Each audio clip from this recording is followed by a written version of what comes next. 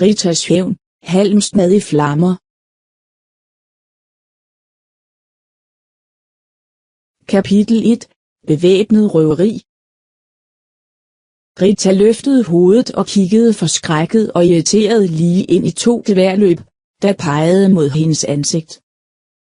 En fyr havde maskeret ansigtet ved at trække en nylonstrømpe ned over hovedet og stod over for hende på den anden side af bardisken. Han havde rettet sit gevær truende mod hende. Med hans aggressive kropsholdning kunne der ikke være tvivl om, at det ikke var første gang, han begik et bevæbnet røveri. En erfaren løve på savannen, der ikke overrasker sit bytte, kan ikke regne med sit held. Tilsyneladende var heldet på røverens side, og det var lykkedes ham at overraske Rita. I bløde løbesko havde han listet sig lydløst hen til bardisken, hvor Rita stod og tørrede ølgrus. Pludselig stod han der og truede hende på livet.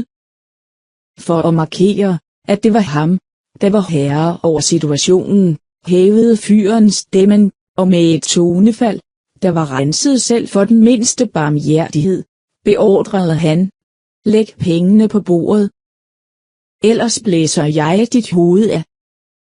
I et øjeblik herskede der en tung tavshed på værtshuset.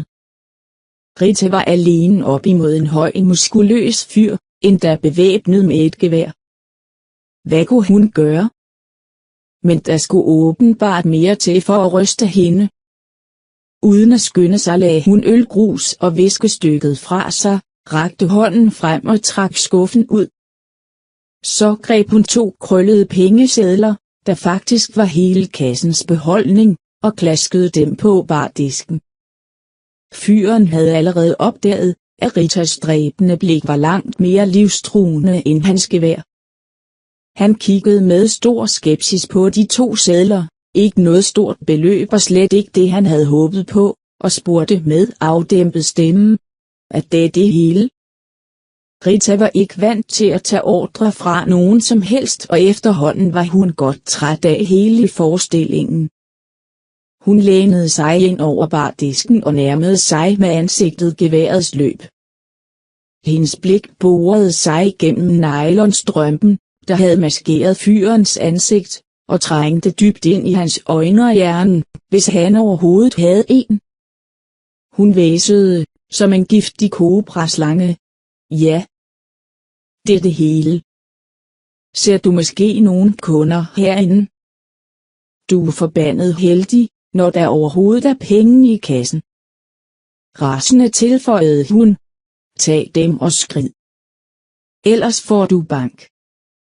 Ritas sammenbidte ansigt og hendes knyttede næve, som hun truende viftede i luften, efterlod ikke den mindste tvivl hos fyren om, at hans gevær ikke havde imponeret hende. Han var høj og muskuløs, men det havde ikke gjort indtryk på Rita. Han kunne lige så godt opgive det hele og lade geværet falde. Forsigtigt, som en skræmt kanin, rakte han hånden frem, tog de 2 krøllede pengesedler og stak dem i lommen. Men på grund af pladsmangel blev han nødt til at tage det beskidte lommetørklæde op.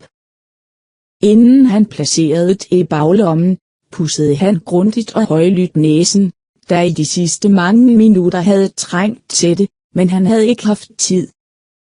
Rita var ved at brække sig over at se, at fyren pudsede næse, mens han nu havde trukket nylonstrømpene ned over ansigtet og næseborene. Hun udstødte et rædselsvækkende brøl. "Ah, hvor ulækkert. Skrid ud af mit værtshus."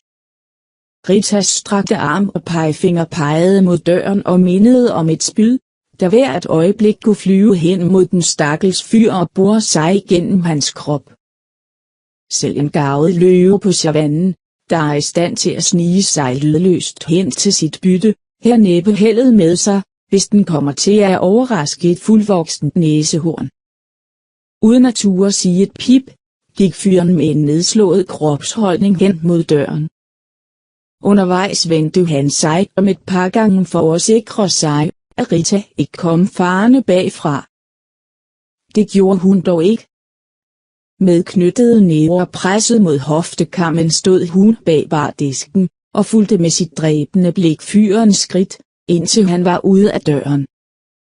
Ritas hørelse var uhyggeligt skarp, og hun kunne høre, at han talte med et par andre fyre ude på gaden.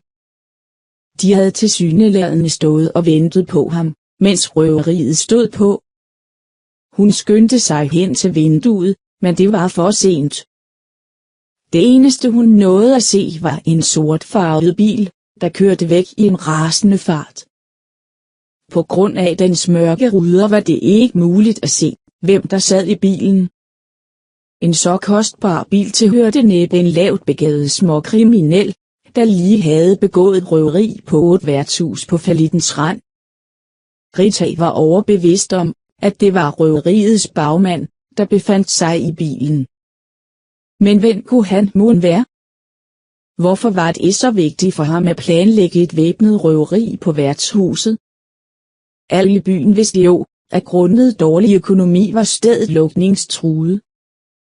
Endelig vendte hun tilbage til bardisken, greb viskestykket og genoptog tørringen af de store ølgrus. Fortsætter.